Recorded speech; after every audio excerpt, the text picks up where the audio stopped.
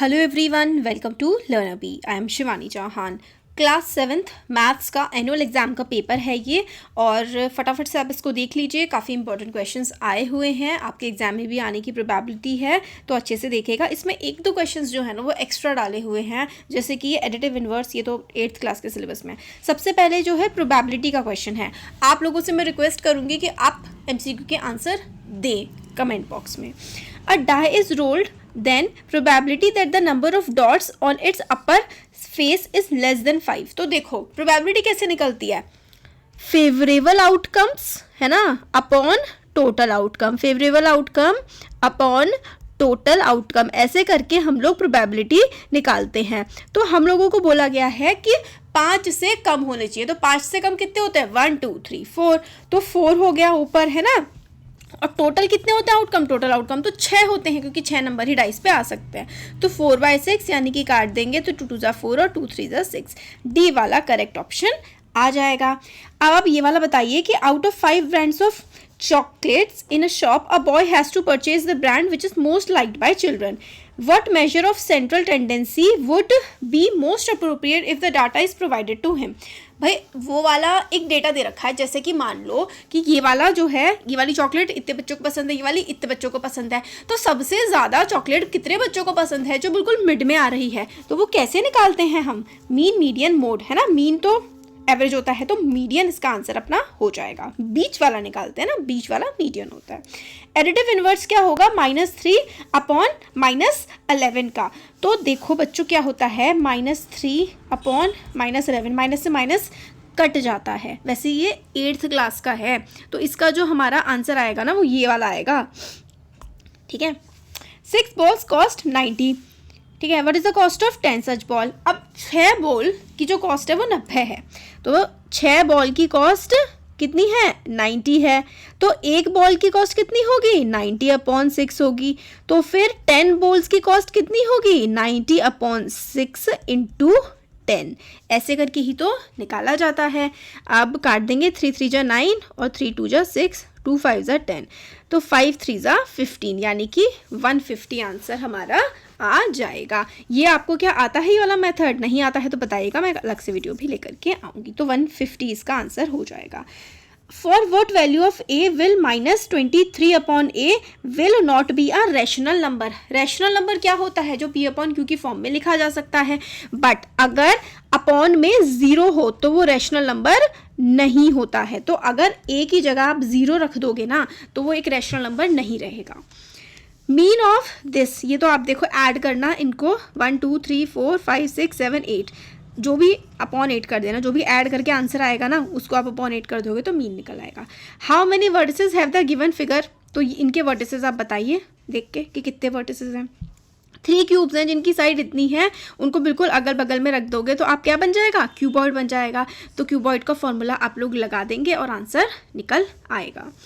Which of the following can be the sides of right angle triangle, इनमें से कौन सी right angle triangle की side हो सकती है। तो आप पाइथागोरस थ्योरम लगाओगे। क्या होती है पाइथागोरस थ्योरम, पाइथागोरस थ्योरम लगा करके ही आंसर आपका आ जाएगा। उसमें क्या होता है कि हाइपोटेन्यूज का square is equals to base का स्क्वायर प्लस क्या, देखो परपेंडिकुलर बेस और हाइपोटेन्यूज, तो परपेंडिकुलर का स्क्वायर। अब हाइपोटेन्यूज जो है वो इन दोनों के एडिशन के बराबर हमेशा होगी। तो एक जो होगी साइड वो बाकी दोनों साइड के स्क्वायर के एडिशन पे होगी। आप इसमें वैल्यू लगा करके आंसर निकाल सकते हैं। अब ओके 9 के बाद 24 आ गया, पेजेस गलत सेट हो गए, 9 के बाद 10 गिरा। If 2 acute angle of right triangle are equal, ठीक है, 2 एक्यूट एंगल एक राइट ट्राइंगल के इक्वल है, ये वाला और ये वाला अगर इक्वल है तो then what is the measure of each, तो 45 45 होगा दोनों का मेजर, क्योंकि ये वाला तो 90 हो जाएगा, तो 45 ईच आंसर हो जाएगा इसका। 5.2 इज़ इक्वल टू, 5.2 किसके बराबर होगा इनमें से, तो भाई देखो 5.2, इसको पॉइंट हटा करके अगर हम नीचे 0 बढ़ा देंगे तो यानी कि 52 अपॉन 10, तो 5.2 भाई हमारे किसके बराबर होने वाला है। तो इस तरीके से देखो निकाला जाता है, जैसे कि 52 अपॉन ये परसेंटेज हटाएंगे तो नीचे क्या बचेगा, 100 बचेगा। बट अगर यहाँ पे एक पॉइंट होगा तो एक एक्स्ट्रा पॉइंट यहाँ आ जाएगा, तो ये वाला तो नहीं होगा। अब 5.2% वाला करके हम लोग देख लेते हैं। 5.2/100 होगा, तो एक पॉइंट हट जाएगा तो एक और अपना बढ़ जाएगा, तो ये भी नहीं होने वाला है। अब ये 0 से 0 कटा और एक 0 हटाने के लिए पॉइंट यहाँ पर लगाएंगे, तो 5.2 किसके बराबर होगा? 5.2 बराबर होगा 250% के। नेक्स्ट देखते हैं हम लोग क्वेश्चन अपना, इनमें से in which of the following figure in the given figure length of each side of a triangle is given. Length given है, विच पेयर्स आर कॉन्ग्रुएंट, तो जो सेम होंगे ना वो कॉन्ग्रुएंट होंगे, तो ए बी जो है वो पी आर के कॉन्ग्रुएंट होगा। ए बी इज जो है कॉन्ग्रुएंट टू पी आर, और B C is congruent to, ये क्यू आ जाएगा यहाँ पे, पी क्यू, और ये वाली ए सी जो है वो कॉन्ग्रुएंट है पी, अच्छा ये आर है, आर क्यू के, तो इस तरीके से हो जाएगा। अब इसमें क्या हो जाएगा अपना ए बी सी, तो पी क्यू आर ये वाले कॉन्ग्रुएंट हो जाएंगे हमारे सारे के सारे। तो इसमें से कौन सा वाला अपना कॉन्ग्रुएंट निकलेगा आप देख लो, मैंने आपको साइडें बता दी हैं। सिंप्लीफाई करना है ये, तो इसको सिंप्लीफाई करोगे तो -2 का क्यूब क्या हो जाएगा? -2 का क्यूब होता है 8, और 10 का स्क्वायर क्या होता है? 100। तो ये क्या हो जाएगा हमारा -800, क्योंकि -2 का क्यूब है ना, ऑड नंबर ऑफ माइनस है, तो यानी कि माइनस आगे आएगा, -800 हो जाएगा। What is the measure of each angle of equilateral triangle? Equilateral triangle के सारे एंगल का मेजर 60 डिग्री होता है। अब if 10% of a number is 20 then what is the number? तो 10% of x, 10% of that number is equals to 20, तो 10/100 into x is equals to 20, तो x is equals to 20 into 100/10, 0 से 0 कटा तो 200 आंसर आ जाएगा। तो x क्या है? वो नंबर जो है उसकी वैल्यू क्या है? 200 है। अब if a and b are polynomial and each is the additive inverse of each other, what does it mean? तो भाई ये हो जाएगा, दोनों एडिटिव इन्वर्स हैं एक दूसरे के, तो इक्वल 0 आ जाएगा answer. What is the coefficient of y? y का कोफिशिएंट इसमें क्या है? y का कोफिशिएंट इसमें x है, जो साथ में x z, जो दोनों साथ में लगे हुए होते हैं ना, तो यहाँ पे देखो y के साथ क्या लगा हुआ है? x और z लगे हुए हैं, तो x z इसका कोफिशिएंट हो जाएगा। Which side is included between angle x and z in triangle x z y? तो x y z है, और इसमें एंगल x में कौन कौन सी साइडें आएंगी? तो y x और x z आएगी, x z। एक सेकंड, सॉरी, इसमें क्वेश्चन है included between x and z, x और z के बीच में, x और z के बीच में कौन सी लाइन होगी? x z होगी, ठीक है। सिंप्लीफाई करना है इसको, देखो इसको सिंप्लीफाई करने के लिए हम लोग क्या करते हैं, तो इसमें थोड़ा सा हमें ध्यान रखना है कि अगर किसी भी नंबर की पावर 0 होती है तो इसका मतलब 1 होता है, तो यानी कि हम किस किस को ऐड करेंगे?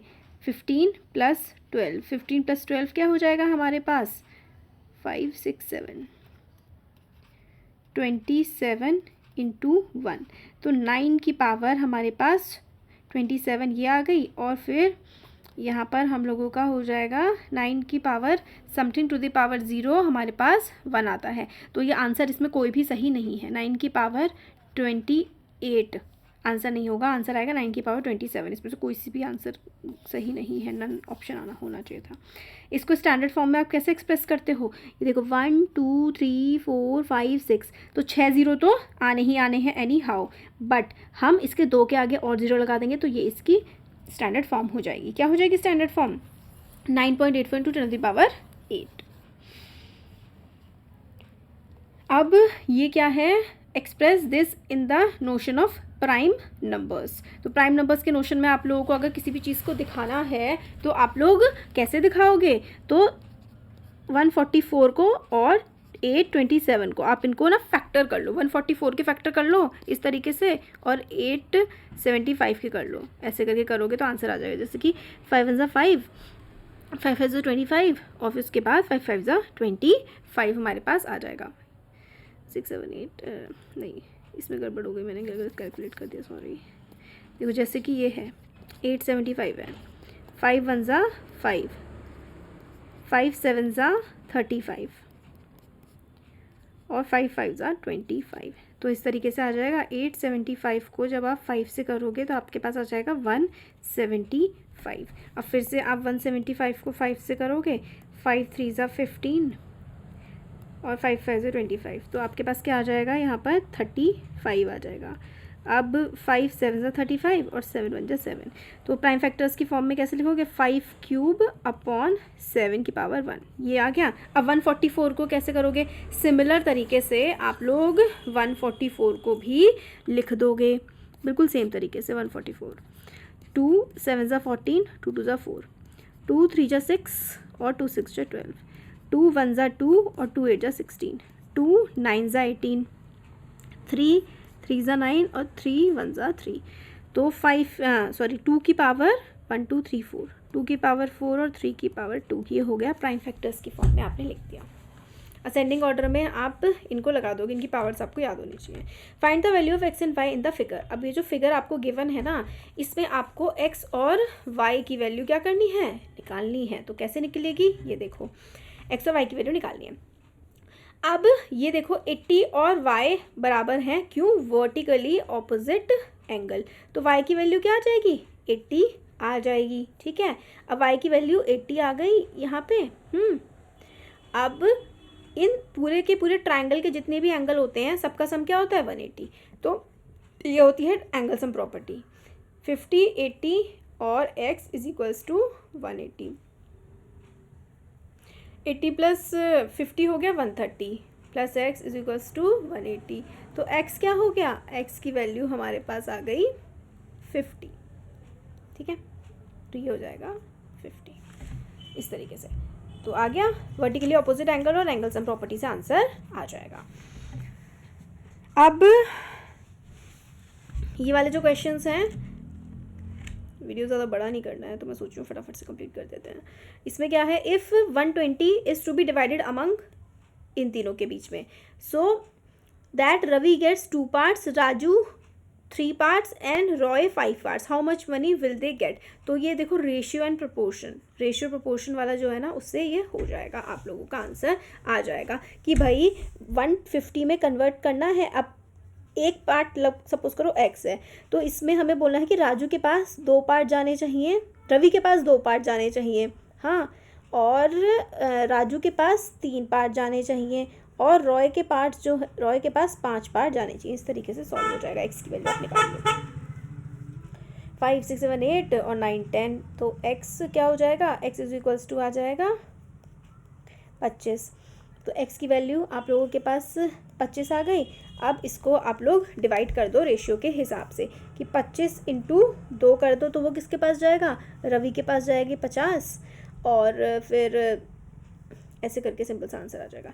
नेक्स्ट देखते हैं, हमारा 23 वाला हो गया था, अब हम 24 में हमें इसकी वैल्यू निकालनी है। इसमें क्या करना होगा हम लोगों को, a³ plus 3a² b plus 3ab² plus, इसमें हमें a क्या है, -2 है, और b क्या है, 1 है, तो a की जगह आप रख दोगे -2 पूरे में, ठीक है, इस तरीके से, और वैल्यू फाइंड आउट कर लोगे।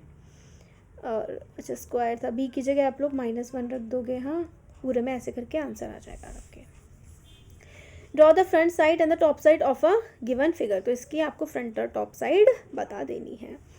अब ABC की वैल्यू निकाल देनी है, तो इसमें भी देखो वही लगेगा हमारा पूरा, ऐसे करके देखो Z बन रहा है, ऐसा है ना, ऐसा टेढ़ा सा Z बन रहा है, तो ये 30 है, तो C की वैल्यू भी क्या आ जाएगी, 30 आ जाएगी। या फिर आप लोग C की वैल्यू ऐसे भी निकाल सकते हो एंगल सम प्रॉपर्टी से, कि देखो ये क्या है, 60 है और ये 70 है, 60 70 और x इज इक्वल्स टू 180, है ना, 12 13 130 plus x is equals to क्या आ जाएगा, 180 माइनस 130, तो 180 माइनस 130 क्या हो गया, अच्छा हाँ, ये z क्योंकि प्रॉपर नहीं बन रहा था ना, ऐसे करके ज़्यादा तो C की वैल्यू आती हो, हाँ, तो इस वाले में तो भाई हमारी 50 आ जाएगी वैल्यू, सी की वैल्यू। तो सी की वैल्यू अपने पास क्या आ गई, 50 आ गई। अब सी की वैल्यू 50 आ गई तो ये दोनों क्या बना रहे हैं, लीनियर पेयर बना रहे हैं। तो फिर से बी की वैल्यू क्या हो जाएगी, बी की वैल्यू हो जाएगी 180 माइनस 50। 180 माइनस 50 कितना होता है, 180 माइनस 50 130 होता है। तो ये वाला 130 आ जाएगा। अब ये 130 है और ये 30 है, तो यानी कि कितना है, ये 160 है। इसको भी 180 से माइनस करेंगे, है ना, तो यहाँ पे ए की वैल्यू 20 डिग्री आ जाएगी। पेरीमीटर ऑफ अ रेक्टेंगल निकालना है जिसकी लेंथ और डायगोनल हमें गिवन है। ये आप ऐसे कर सकते हैं। अब ये जो फिगर है इसमें हमें इसको इक्वल प्रूफ करना है और रूल भी मेंशन कर देना है, कॉन्करेंसी से हो जाएगा। अब ये जो है हमारा क्या है, बार ग्राफ ड्रॉ करने हैं, डबल बार ग्राफ है ना, डबल बार ग्राफ आपको ड्रॉ कर देने होंगे। इसमें इक्विलेटरल ट्रायंगल कंस्ट्रक्ट करना है, कंस्ट्रक्शन है जिसकी सबकी साइड 5.5 सेंटीमीटर है। फिर है आकाश ने इतने की कार खरीदी है, उसने 5,000 रुपये रिपेयर पे लगा दिए हैं और इतने की बेच दी है, तो भाई उसको प्रॉफिट हुआ है या फिर लॉस हुआ है। ये तो हम लोगों को एक बात बिल्कुल साफ साफ समझ में आ रही है कि भाई देखो यहाँ पे इसके कितने थे, 7.5 लाख रुपए की उसने कार खरीदी, 1 10 100,000 10,000 लाख, हाँ, तो 7.5 लाख की खरीदी, 5,000 लगाए, तो 7,55,000 रुपये उसने लगा दिए और 8 लाख की बेच दी, तो उसको तो फ़ायदा ही हुआ है ना। और प्रॉफिट परसेंट आप लोग निकाल दो, सिंपल सा। प्रॉफिट परसेंट का क्या फॉर्मूला होता है, क्या होता है, प्रॉफिट अपॉन CP इंटू 100, है ना, लगा दो। अब इसका आपको क्या करना है, from the sum of this subtract this, तो इनको आप लोग कर दो, इन दोनों का ऐड कर दो, ऐड करने के बाद इसमें से माइनस कर दो। ये वाला तो अपना हो गया। अब सेक्शन बी, अब 32 वाला देख लेते हैं, सेक्शन डी और फिर उसके बाद सेक्शन ई, तो केस स्टडी वाला हमारा होता है।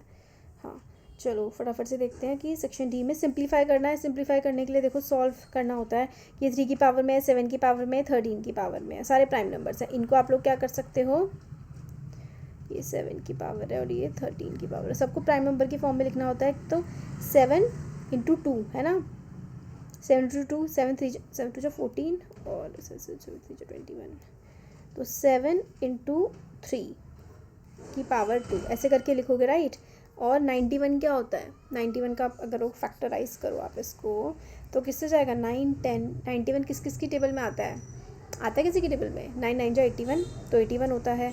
और 91 किसी की टेबल में आता है क्या, 91 क्या प्राइम नंबर है क्या, फिर 9 10 3 से तो कटेगा नहीं, 7 से काट के देखते हैं, देखो 91 को, 7 1 जा 7 और 7 3 जा 21, हाँ, तो यानी कि 7 इंटू 13 आप इसको कर सकते हो इस तरीके से, क्यूब कर लो और फिर उसके बाद आगे इसका सॉल्व कर दो। ये 7 का स्क्वायर इंटू 3 का स्क्वायर और 7 का क्यूब इंटू 13 का क्यूब, ये, और ऊपर है हमारे पास 3 और 7 और 36, ऊपर वाला हटा देती हूँ मैं अब। और देखो ये कटवट जाएगा, देखो ये इससे कट गया और ये कुछ इससे कट गया, यहाँ पे 7 की पावर 6 बचेगी और यहाँ पे 7 की पावर 3 थी, तो फिर से कट जाएगा, अभी 7 की पावर 3 बचेगी और ये 13 की पावर 3 बचेगी, तो 7 की पावर 3 और 13 की पावर 3, इस तरीके से ये आपका आंसर आ जाएगा। अब फाइंड द वैल्यू ऑफ, इसमें भी वैल्यू आपको निकालनी है, ये भी ऐसे ही सॉल्व हो जाएगा। ये फिर से जो है सारे के सारे क्या हैं, जो वर्ड प्रॉब्लम्स होती हैं कि 2 ट्री हैं, एक की हाइट इतनी है, एक की हाइट इतनी है, stand upright on a ground, दोनों के दोनों खड़े हुए हैं एक दूसरे से, एक की हाइट इतनी है, एक की हाइट इतनी है, ये वाला 7 ले लो और ये वाला 4 ले लो, एक दूसरे से कितनी दूरी पर है, 4 मीटर की दूरी पे हैं, इनके बीच का जो है डिस्टेंस आप लोगों को निकालना है। तो देखो पाइथागोरस थ्योरम से ये पूरा का पूरा निकल करके आ जाएगा, ऐसे करके ये वाला आप पहले ट्राइंगल बनाओगे तो इसकी वैल्यू आ जाएगी, इधर वाले की ये आ जाएगी, फिर आप ये है और ये है तो फिर इस वाले की वैल्यू आ जाएगी, दोनों के दोनों पे पाइथागोरस थ्योरम लगा के निकाल लोगे आप, ठीक है। अब आइसोसेलेस ट्राइंगल है, यानी कि 2 साइड्स इक्वल हैं जिनका each of the base angle is 40, isosceles triangle है, ठीक है, दोनों के दोनों जो ये हैं ये 40 डिग्री के हैं, साइड इक्वल होती हैं। Then which type of triangle is it, then which type of triangle is it, draw the figure to justify your answer. तो भाई आइसोसेलेस ट्राइंगल है जिसका जो बेस है, बेस एंगल आइसोसेलेस ट्रायंगल है, each of the base angle is 40 degree. तो अगर ये 40 है, ये 40 है, तो 80 और फिर उसके बाद 180 होता है, तो कितना बचा, उधर से 80 बचा और इधर से यानी कि ये वाला जो बचा ये 120 बचा। इसको ड्रॉ करके दिखा देना है। In triangle A B C triangle है और ए का मेजर जो है वो 40 degree less than the measure of B, यानी कि ऐसा है, ज़्यादा बड़ा हो रहा है वीडियो। एक ए बी सी ट्रायंगल है और जो ए है, measure of A is 40 degree less than measure of B. A जो है वो बी से 40 कम है and 50 degree less than angle C, और ए जो है वो 50 सी से कम है। फाइंड द मेजर ऑफ ए का आपको मेजर बताना है। तो आप इस कैसे बताओगे, अब इसको देखो, इस सबके सबों को ना आप ए के टर्म्स में लिख दोगे, क्योंकि एंगल सारे के सारे जो होते हैं ट्रायंगल के, उनका सम 180 होता है। A plus B plus C is equals to 180 होता है, राइट। आप ए की वैल्यू क्या निकाल लोगे, A is equals to 40 minus B है ना। तो आप बी की जगह क्या क्या रख दोगे, अब इसको अगर आप ऐसे लिखो, A is equals to 40 minus B, या फिर आप B is equals to A plus 40, है ना। तो ए और बी की जगह आप लिख दो ए प्लस 40, और इसी तरीके से सी की जगह क्या लिख दो, ए प्लस 50 लिख सकते हो। हाँ बिल्कुल लिख सकते हो। तो अब आप सॉल्व कर दो बस, सिंपल सा।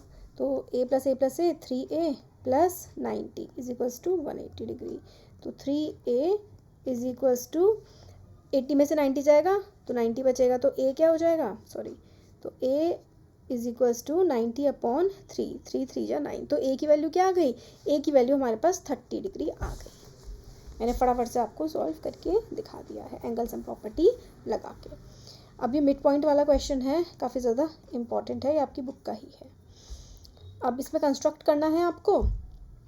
और नेक्स्ट जो है area of remaining plot. Arjun ने एक प्लॉट खरीदा जिसकी लेंथ एल है, ब्रेथ वाई है, और फिर उसके बाद एक रेक्टेंगुलर प्लॉट खरीदा जिसकी लेंथ जो है वो अपने पास क्या दे रखी है, एक्स दे रखी है, ब्रेथ दे रखी है Y, and then sold a triangular plot. और फिर उसके बाद ट्रायंगुलर प्लॉट उसने बेच दिया, मतलब आधा इस तरीके से ट्रायंगल बना करके प्लॉट उसने बेच दिया, जिसका जो बेस है वो वाई है और उसकी जो हाइट है वो उसने जेड बनाई है, मतलब ऐसे करके उसका जो बेस है वो वाई बना दिया उसने और उसकी जो हाइट है वो जेड बना दी, मतलब उल्टा ऐसे टेढ़ा कर दिया। Find the remaining area of plot. तो देखो बच्चों ऐसे निकलेगा ये, area of rectangle minus area of triangle, बस इसको कोई टर्म्स में ही सिर्फ आंसर आ जाएगा। इसको सॉल्व करने के लिए वैल्यू पुट करनी है बस। सेक्शन ई जो है वो केस स्टडी बेस्ड क्वेश्चन है। इसमें हमें एंगल ई का एंगल निकालना है। ई 40 है तो एन बताना है। ट्रायंगल है ये, इनकी साइड्स इक्वल हैं, तो एक ट्रायंगल है डी ई एफ और एक है एल एम एन, दोनों के दोनों आइसोसेलेस ट्रायंगल हैं। तो angle opposite to equal side are equal, यानी कि डी ई और डी एफ इक्वल हैं और एल एम और एल एन इक्वल हैं। If L D E is equals to L M, अगर डी ई और ये वाला एल एम भी इक्वल है तो फिर डी एफ और एल एन भी आपस में इक्वल हो जाएंगे। और फिर उसके बाद हम लोगों को बोल रखा है कि E F is equals to M N है, E F is equals to M N दे रखा है हमें। तो आर द टू, हाँ यस भाई कॉन्ग्रेंट है, क्योंकि सारी की सारी साइड एस एस एस लग रहा है। अगर ई 40 है तो एन क्या होगा, एन भी 40 होगा। अगर ई 40 है तो भाई what is the measure of F and D, E 40 है और एफ एंड डी का हम लोगों को मेजर निकालना है। तो ई तो देखो 40 है तो भाई एफ भी 40 होगा, क्योंकि angle opposite to equal sides are equal, क्योंकि ये क्या है, आइसोसेलेस ट्रायंगल है। और एफ 40 है, दोनों के दोनों 40 हैं, तो 40 plus 40 plus D is equals to 180 degree, angle sum property. तो डी क्या हो जाएगा, 180 माइनस 80, यानी कि डी की वैल्यू आ जाएगी 100। तो डी हमारे पास 100 आ गया। अब ये जो है हमें क्या निकालनी है, रेंज निकालनी है, मोड निकालना है और मीडियन निकालना है इसमें, तो ये निकाल लीजिएगा आप। अब कॉस्ट ऑफ बर्गर जो है वो इतनी है, इतनी अजीब सी कॉस्ट है। और मैक पफ की कॉस्ट 15.5 रुपये है। Right one equivalent rational number of cost of burger, one equivalent rational number, अच्छा इसको ऐसे करके लिख सकते हो, 15 2 30 और 31/2 और represent cost of one McPuff और नंबर लाइन। अब नंबर लाइन में देखो वन मैक पफ की कॉस्ट आप लोग कैसे निकालोगे, नंबर लाइन ड्रॉ करोगे है ना, फिर उसके बाद ये तो जो स्टार्टिंग का चैप्टर है ना फिर आपको टाइम लग जाएगा बताने में, उससे हो जाएगा। रेशियो जो फर्स्ट चैप्टर में बता रखा है ना सिंपल सा कि भाई इसको नंबर लाइन में ऐसे ऐसे 31/2 है, इसी तरीके से आप लोग पूरी की पूरी ड्रॉ कर दोगे 0 से लेकर के। Find the total cost of 4 burgers and 3 McPuff, total cost of 4 burger और 3 मैकपफ, तो मल्टीप्लाई कर दो, 4 बर्गर की निकालनी है तो 4, ये पहले तो इसको सॉल्व करो, 4 2 जा 8 और 83/4 ये हो जाएगा और 31/2 ये हो जाएगा, तो इसको 4 से मल्टीप्लाई करो, 4 से 4 कट जाएगा, 3 से मल्टीप्लाई करो तो ये तो हो जाएगा 83, और ये हो जाएगा हमारा प्लस करके 3 1 जा 3 और 3 3 जा 9/2 रश, फिर इसके बाद देखो एलसीएम ले लेना, ऐड करके आंसर आ जाएगा। तो ये हम लोगों ने पूरा का पूरा पेपर देखा, सोल्यूशन देखा। वीडियो पसंद आया तो लाइक शेयर एंड सब्सक्राइब।